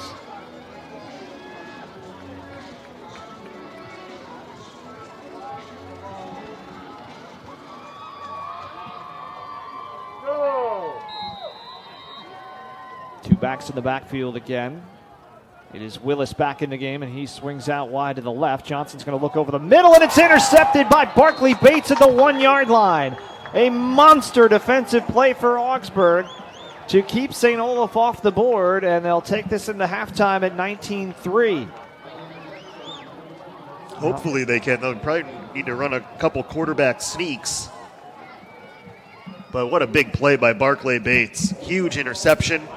Gives the Auggies momentum. Remember, they get the option to receive the 2nd half kickoff. So big time play there by Barkley Bates. First interception of the year for the Augie defense. They mark him down at the 2, which is big. That's an extra 3 feet of space. And that was not an easy catch. That's one that easily, especially for a defensive player, okay, you got your hand on it. That's totally fine, but he outstretched both arms when he was able to snare it. Nice job by Bates. Now you get a team in the Auggies that almost never goes under center. Lake has to do that and just try to lean forward and keep this thing out of the end zone. He'll run it off the left side, and there's some room. He'll slide down to the 10-yard line. Well, they packed the middle, just go to the left, and he did that. And it looks like both teams are content to run the clock out. Yeah, it was kind of a weird defensive formation. You had some guys right at the line of scrimmage up front, and then everyone else is off the line of scrimmage in kind of a prevent, just in case Augsburg was going to do something weird. Lake saw that and got out to the edge to end this first half. Protecting against what would have been the gamble of the season. They did not take it. But they do come up with a big play late in the first half and in a half where not a whole lot went right for the Auggies. They had some decent movement on offense, but they fumbled the ball twice. They got one of them back that led to a field goal. They probably feel like they should have had a touchdown. And then they also had the pick early that led to some points. They end on a high note, though. They get the ball to start the second half. That's the good news for Augsburg. Yeah, there's still plenty of game left, and they're not out of this one by any stretch. But in the second half, they're going to have to do a better job of executing, Charlie. We saw it with the mistakes, whether it be an ill-timed penalty. There weren't many of them for Augsburg, but one of them helped kill a drive. And then the two big turnovers, really the story here. I liked what I saw out of the defense a lot more in the second quarter than I did in the first quarter, and hopefully that play can continue throughout the second half. I think they're starting to figure out the game plan that St. Olaf put together a little bit on defense, and we're starting to see that defense react better and quicker, more importantly, in some of those situations that has limited some of those gains. But the Auggies right now need to stay out of making some of those big mistakes that hurt them in the first half. I think that opening drive of the second half is going to be telling as well, because Augsburg, they've moved the ball well at times, but they haven't really gotten what you would call rhythm on offense. And they, of course, have had too many plays that have gone backwards and have stunted the drives that they've had. Yeah, they've given up a couple sacks. They've also not been able to get the ground game going from a running back standpoint with Cunningham. But I do like they're finding some creative ways in their game plan to get players to the edge to make some plays. Lake's done a nice job with his feet. It's obvious that St. Olaf coming in wanted to limit Nick Heaney, and who wouldn't? No one's been able to do it so far this year until today. Heaney's been very quiet, so they're trying to get some other receivers involved. I think at some point, if you're Augsburg, you need to try to take one of those deep shots, and instead of manufacturing that 12, 13 play drive, eventually something might go wrong to derail that drive. It's so much easier when you've got such a weapon like Heaney over the top to make one of those big explosive plays that he's known for throughout his Auggie career. We have a chance to take a look at some of the stats in the first half, and the one that really jumps out immediately is just the total yards. 225 for St. Olaf, 143 for Augsburg, and the Oles have run 12 more offensive plays than the Auggies have. Yeah, and that was a big theme last year. St. Olaf ran 87 plays last year to Augsburg's 45. Now, when you give it away 5 times, that's just so many more extra possessions for St. Olaf, but nonetheless, already a plays advantage and a time of possession advantage, 2:16 and 15 to 13:45. And you look at those third and fourth downs, when you look at the combination of the two for St. Olaf, 7 out of 11 conversion, almost 70%. So including a perfect 3 for 3 on fourth down. And so the Auggies need to find a way. That's another key for the second half. Need to find more ways to get off of the field, get their offense back on the field, and swing that time of possession back in their favor. Now we can run down some of the other stats here at halftime. Just take a look at some of the individual numbers for these two teams. Yeah, Ricardo Johnson, the third, we'll start with St. Olaf, 10 carries for 57 yards, had a long of 16, 5.7 average. Caleb Willis, 13 carries, 51 yards, 3.9 average. He has the 2 touchdowns on the ground for the Oles. And then Ricardo Johnson, very efficient through the air, 11 out of 17, 109 yards and a touchdown, no interceptions. The one interception late. The one interception. Thank you, Charlie, for that correction. And then, as expected, Gonzalo Parella, 4 catches for 63 yards. Alada did have that touchdown catch in the corner of the end zone there. 2 catches for him, including that touchdown. And then defensively for St. Olaf, Luke Dahl and Max Karpinski both with 5 tackles. Dahl has a half a sack and a half tackle for loss. On the Augsburg side, it was tough for Rashawn Cunningham. 5 carries for 18 yards, had that long of 9. Quentin Lake, though, Charlie, 11 carries for 46 yards. Now, he It has 30 yards worth of losses on a couple of sacks, so his net's only 16, but with him running the ball, 11 for 46, so you'll take those numbers. And then he was pretty efficient through the air, too, had that one interception, but 9 out of 13 for 100 yards. And you look at who he was throwing it to, Nate Herbert, 5 catches for 28 yards, and Heaney, we mentioned him with drawing that double coverage, just 2 catches for 28 yards, well below his average. Defensively, Derek Glenn, just like he did last year against St. Olaf, leads the way, 7 tackles. Lakeem Johnson, the cornerback, along with Brandon Shostrand, have 6 tackles. It's been a very interesting first half, and of course this is a key game for Augsburg. It starts a stretch of games that are going to be very tough. Obviously, at Concordia last week, St. Olaf this week. Then you got to go home to play St. John's next week. And then you've got St. Thomas on the road on October the 6th. It's just not an easy stretch of games. And then you, of course, have the Carleton game that would be the homecoming game. This is one you pick out with these big 3 teams, and then you got St. Olaf sandwiched in the middle. Even though the Oles are better, there's the one you've got to win. Yep, and we mentioned that before our first broadcast against Ripon. We looked at the schedule, and we knew this was going to be a very tough 4-game stretch starting last week against Concordia. And then you look ahead, you got the Tommies and the Johnnies the next 2 weeks. So if the Augsburg Auggies want to get to 500 or over 500 this year, this is definitely one that they need to have a big comeback in the second half. Well, we will step aside for just a little bit, turn ourselves down here, and we'll be back for the second half about 14 minutes from now. We'll come back a little earlier than that. Give you some scores from around the MIAC and all sorts of sports. And, of course, remember, this is just one of 3 Augsburg teams in action today, soccer and volleyball as well. We'll be back here on Augie Game Day. It is 19-3 St. Olaf at the half.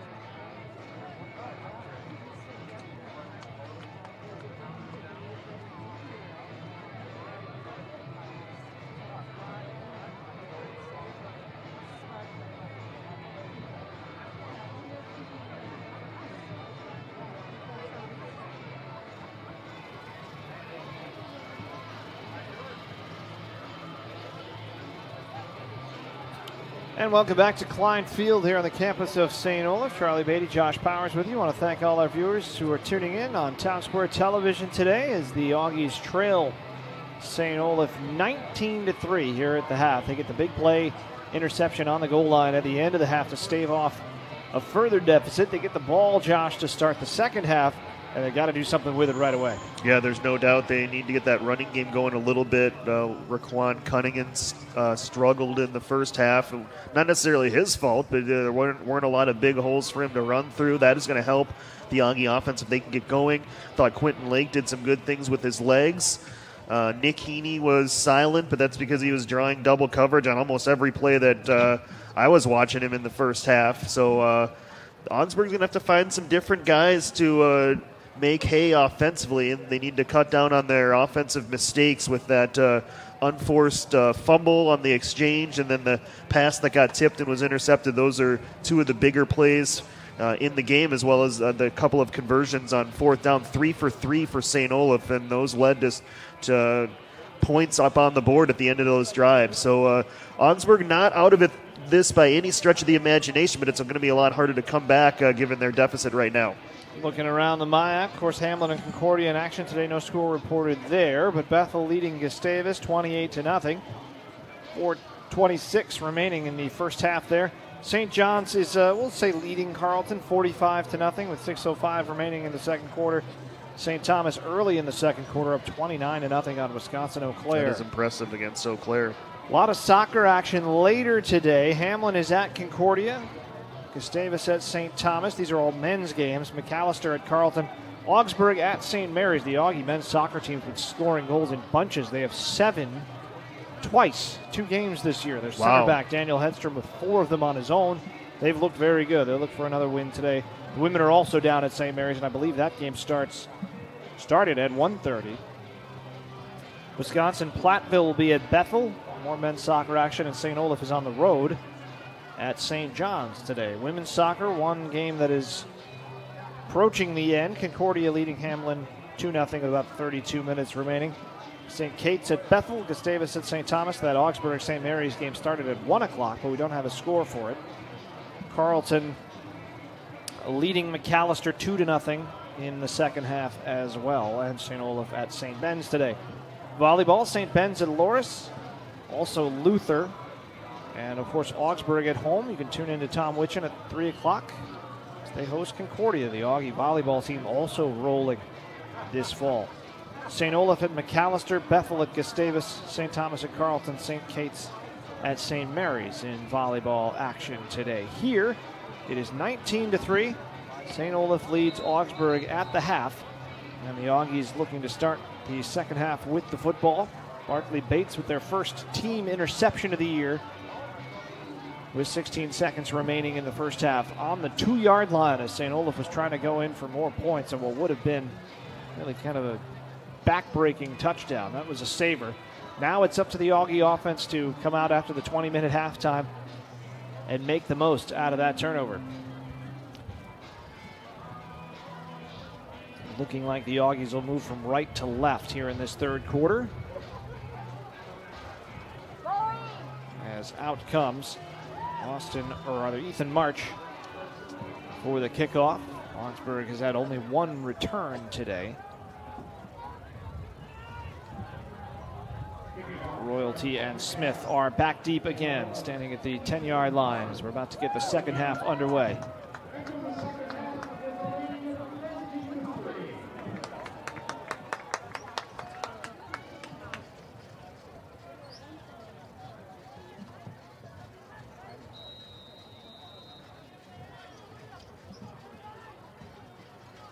Start of the third quarter here from Klein Field. March's kickoff, angling toward the sideline. Smith has to try to catch it, however, as it wasn't going out. And now he's got to work just to get out to the 20. Nice job on the return to get back to the 20-yard line after the fumbled catch. But that's a tough kickoff. You want to let it drop to see if it goes out of bounds. But if it doesn't, you're in a world of hurt. Yeah, I think he made the right call. It was a tough call, but just go ahead and catch it, get what you can. That was a well-angled kick there by March. Augsburg 1st and 10 right on the 20-yard line. That's one of those situations where you probably would want to call for that fair catch to give yourself that 25-yard line automatically. Change at quarterback for the Auggies. We were told we would see Chad Costello today, and here he is to start the third quarter. So Lake, who did what he could in the first half, some nice plays on the ground, gives way to Costello for at least this drive. And on the first play, we've got movement. And in fact, it's not movement, it's a delay of game. So that's not a great start for Costello and the offense. Just the third penalty. It was a fast first half, and the lack of penalties was one reason why. Just 3 penalties in the game, all against Augsburg.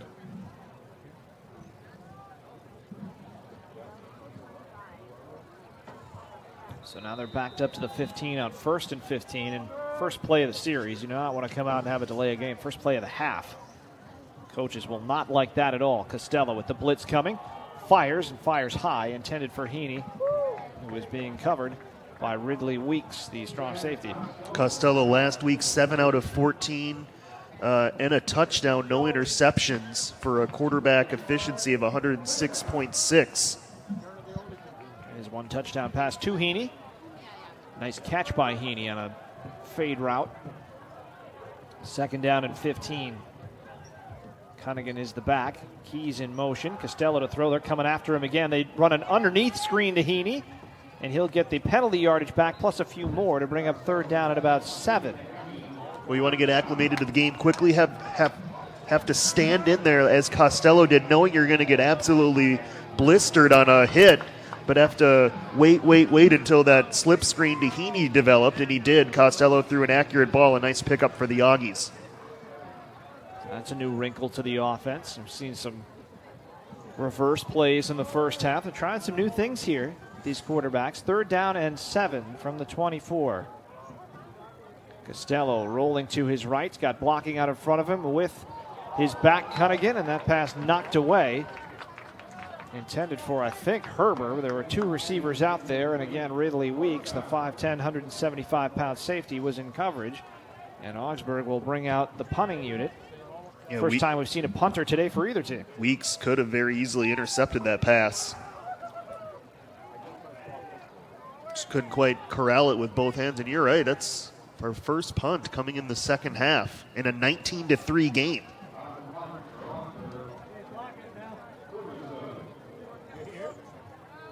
We've got a number 19 on the punter, which is, of course, Josiah Ferguson's number. It is Jake Kraft, just not his normal number. And he gets a good kick away. And taking it on the bounce is Jacob Ossel, and he's thrown down. Jared Pope, first man down there. Good coverage, and that's a good way to flip the field there for Kraft, who had a tough day last week. And the lefty boots it. Pins Olaf back at the 28-yard line. Yeah, 48-yard punt, no return. So great job by Pope to get down there, and a nice kick as well. So positive special teams plays helping the Auggies. This is one of the worst starting field positions for St. Olaf in the game. How about that, though? Our first punt. By a punter. By a punter. Of course, the other one was by Johnson, You're right, the first but drive of the game. In a 19-3 game, you would have expected more. They swing it out on the first play. Willis on the wing, and the Auggies have it closed down well. Bates leading the charge again. He'll get almost nothing. It looked like Willis had a lot of room, and then all of a sudden it wasn't there. Yeah, Barclay Bates, again, sealing the edge. You want to seal that edge, make the running back or the wide receiver, whoever has the ball, turn back upfield, and then the rest of your teammates, that gives them more time to flow to the ball. And that's what Bates did right there. Got help from his teammates, a minimal gain. That's what I was saying right before half. We're starting to see this Augie defense adjust to some of these motions that they're seeing throughout this game by the St. Olaf offense. Out of the shotgun, Johnson wants to throw again. Up high, intended for Perella, and too high. And are you interested? This is interesting to me. They're throwing this much, up by 16. The running game's been working so well. It had been working a lot more, though, in the first quarter. That was very good coverage defensively for the Auggies. Looked like Austin Kincaid there on the coverage. He was step for step with their top wide receiver. Johnson now 12 of 19 throwing, but down the field, not as much success. A lot of it has been the short stuff. Yep. 3rd down and 9. Olaf has picked up a few of these today in key spots. Pressure coming. Johnson able to slip away, and now he's got the wheels. Can they get him? They do, as Lakeem Johnson steps up, but it's very close to a first down, and now you wonder if St. Olaf might try this, a team that goes for it on 4th down so much. Boy, I don't know. Inside of your own 40. The Auggies brought a 5th rusher there and got to Johnson on the blitz, but you see the athleticism as they send out the punting team to get outside, but a nice open field tackle by Lakeem Johnson, and he didn't allow Ricardo Johnson to fall forward to get the first down. He stopped him a yard short.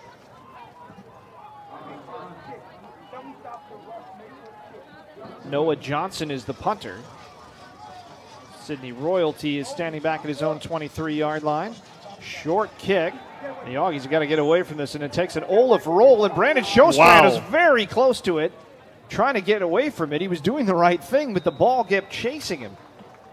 It didn't touch him, luckily, and Augsburg will take over at the 21, so it was a short punt, but a good roll, and the Auggies are backed up again. Yeah, those possessions essentially do nothing as the Auggies start right where they did at the start of the first half. And the Auggies had a much better punt, but the Oles got a nice roll on theirs. Costello out and Lake back in here at quarterback.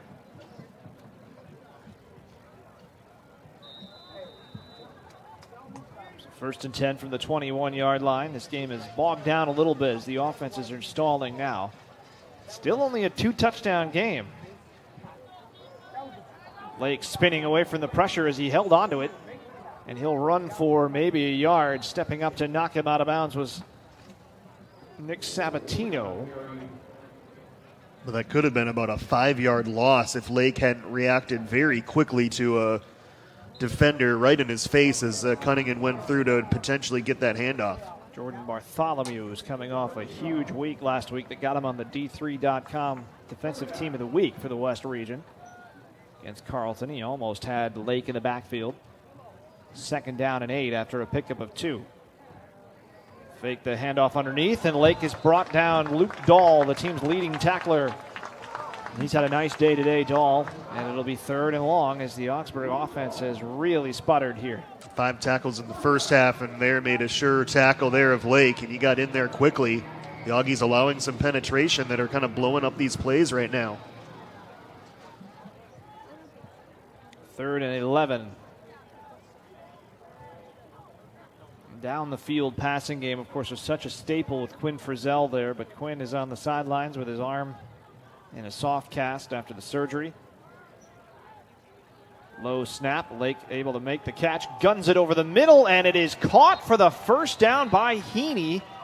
Out across the 30. Nice pass by Lake. He fit that one into a tight spot. Yeah, nice throw. They did have double coverage potentially with a safety rolling over the top, but not on an underneath throw like that. And Lake put it right on the money in a tough window.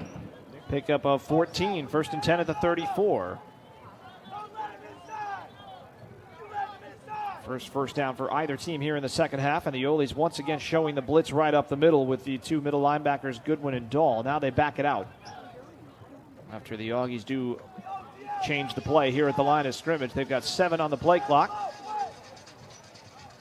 A lot of movement by that Olaf defense trying to show some different looks. Lake's got to roll out, look to throw again, and he completes it to Zach Keys, and Keys did a very nice job adjusting his route. He was coming to the middle, went back to the outside, and they pick up 5. That's what you're taught to do, follow that quarterback. Again, though, Lake having to escort himself out of the pocket to avoid pressure, but did a nice job and delivered an accurate ball on the run. And if anybody would know, it would be Keys. He was one of the quarterbacks last year. He and Shannon Storley both converted to wide receiver this season. 2nd and 5 from the 39. Give to Cunningham up the middle. There's not a whole lot of room there as he was met by Leo Ferreira, the junior from Orlando, Florida. After a 2-yard pickup and another 3rd down play coming up. Just 5 carries for Cunningham in the first half, and just here they're going to go quick. Yeah, the Auggies want to use a little tempo here. 3rd down and 3. And the Oles showing blitz. Plenty of time on the play clock with the no huddle. So they have a chance to adjust the play, and they'll get the wide receivers in motion. Bring Heaney over to the near side along with Ferguson. Herber and Keys to the far side. Now 6 on the play clock. Lake to throw. Underneath, knocked away. His pass was behind the receiver, and it was knocked down by Jacob Assell. Yeah, it looked like looked like Lake thought Herber was going to cut off his route and just kind of do a button hook, but Herber kept going on a little bit of a slant, and the pass was well behind him. So here comes Kraft in the punting unit again. Not sure why the number changed for Kraft, especially to a number that's already being used, but here he is. Good first kick. The Auggies don't have the full complement of players out there as Devin Prater jogging on late. They need everybody they can get after the tough week last week with some close calls and some punts. One that was blocked. Oles coming after it again. Assell with a fair catch call for a sliding fair catch at the 29-yard line. That's dangerous, but a nice job to secure the catch and potentially save a bunch of yardage on this turf as the ball could roll easily from that point, almost maybe even toward the goal line, given that was more of a line drive kick. Not often you see a player who's listed as an outside linebacker as a punt returner, but Assell, we saw him in coverage on that last play on Herber. He's not your average outside linebacker. He's built more like a safety type body. So the Augie defense up against it again here. They've done a nice job on the last couple drives. 3 and out for St. Olaf last time around. Johnson fakes the toss. He'll keep it, lowers his head, and he's brought down by Colin Feld at the 36-yard line. Call it the 37. A pickup of 8 on first down. Nice seal block there from Ben Smithson, the senior tight end from Matamidi, number 81. I wouldn't be surprised if this is a very run-heavy drive for St. Olaf. Burn the clock as we're down to 8:54 remaining in the third.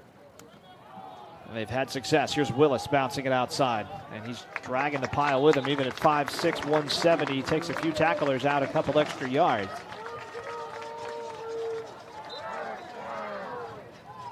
Big crowd here on homecoming. Stands pretty much full as we look to our left and to our right. Good Auggie contingent too to our right.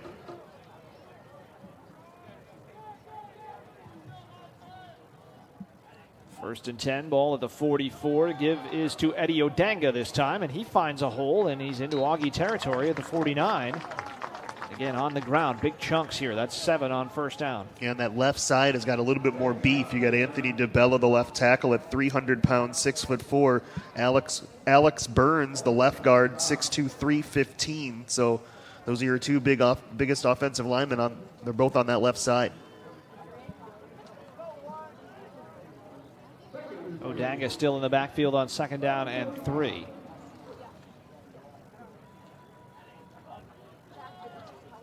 And this time, nothing there for Johnson as Clayton Bird was on him before he could even think about what to do with the football. Holy cow.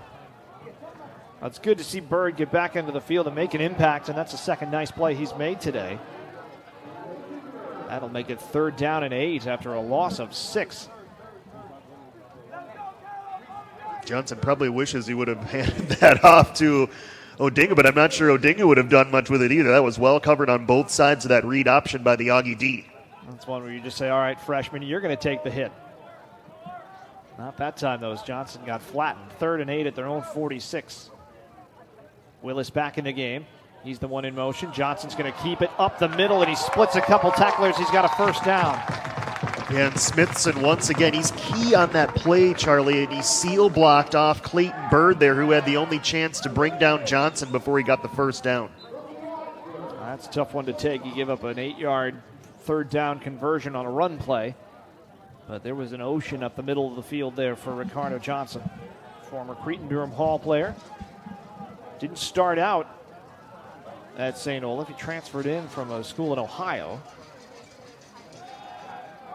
Good blitz pickup there by Willis, and that allows Johnson to take off running again. And an open field tackle by Bird, diving at him, and he had to save the first down there. Yeah, great tackle by Bird. You mentioned the nice block by Willis. He chipped Mustafa Adam to take him essentially out of that play and gave Johnson the whole left side to move through, but Bird limited to the damage right there. 2nd down and 5.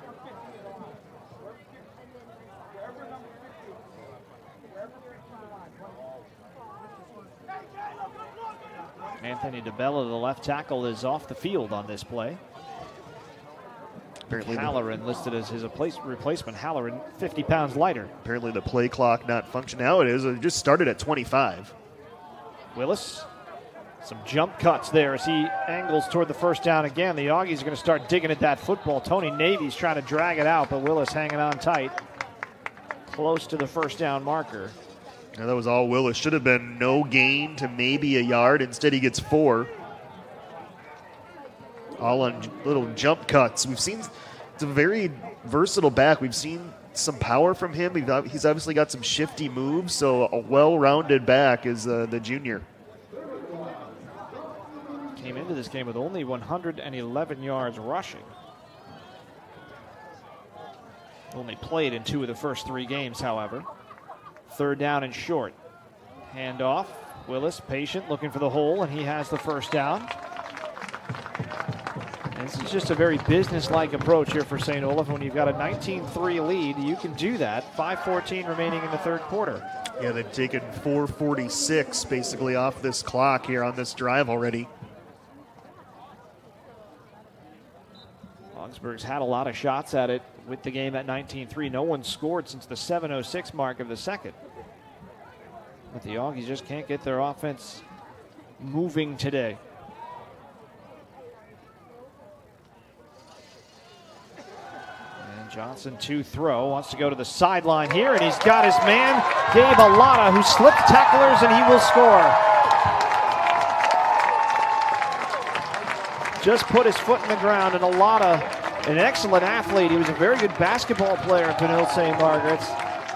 Just planted and went, and Graham Romero was left in the dust. And that's a big touchdown for St. Olaf. They're up 25-3 with the extra point coming. I'm sure that's a perfect drive that Coach Killian wanted. You get things going on the ground, and then you get an explosive play to blow the top off of that drive. They're going to go for 2 here. Perella, the only wide receiver. This would make it a 3-touchdown, 3 2-point conversion game. Give to Willis, and fighting for it. He got it. They say he broke the plane before the ball came out, and it didn't matter because somebody else fell on it. Devin Murphy, the tight end, fell on it in the end zone. And now a flag comes out, and I think this might be against the Auggies for some of the talking to the official as their frustration's boiling over.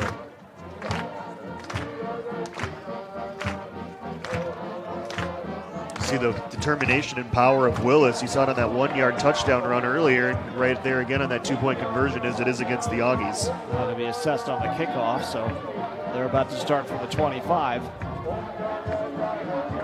Can't hear the official here over the fight song. 4:49 remaining in the third quarter, and it is 27-3. You said it perfectly, Charlie. Just a business-like drive right there for St. Olaf.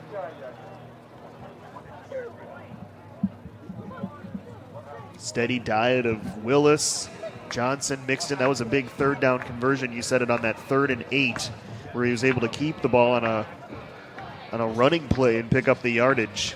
3rd and 4th down conversions, a big story in this one for St. Olaf. They have been outstanding, as they have been all season. We mentioned even before coming into this game, they were closing in on 50% conversion rate. 40% would be great on 3rd and 4th down. They're almost at 50%, and that percentage might be at that number after what they've done so far this afternoon. Well, and the funny part, too, is that the percentage is brought up by their 4th down conversion rate, which is almost 60%. March out to kick it off, and it's almost a formality. The leg he's shown here early, kicking from the 50-yard line. The returners are at the 5, and they will likely be spectators unless he decides to pop one up and pooch it. I don't know why he would. And if he does that, you should call for a fair catch and take it at the 25. And they're going to try an onside kick. Oh, boy. March didn't get it. The Oles are fighting for it. We'll see. There was a big battle for it at the end of the play, and I think an Augsburg player might have gotten there, but it is Augsburg football at the bottom of that pile.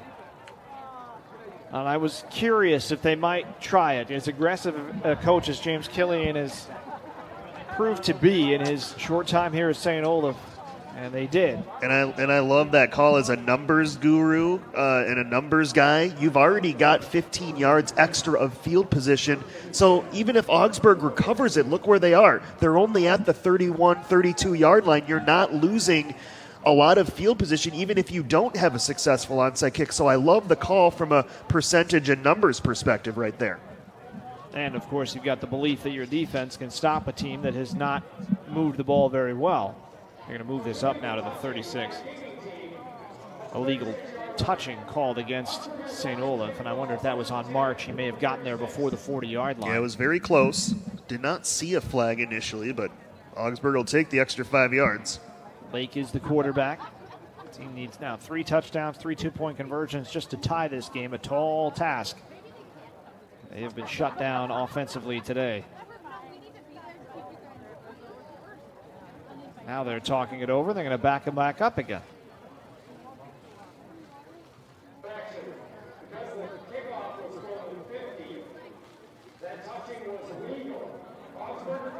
All right. So they essentially they said, my bad. Line. And St. Olaf still doesn't have a penalty today. So it is 1st and 10 from the 31-yard line, or maybe the 32. Where do they put it down? 32. Game that's moved very quickly. That delay seemed like it took an eternity. 4:47 left in the third. Lake from the shotgun wants the quick hitter.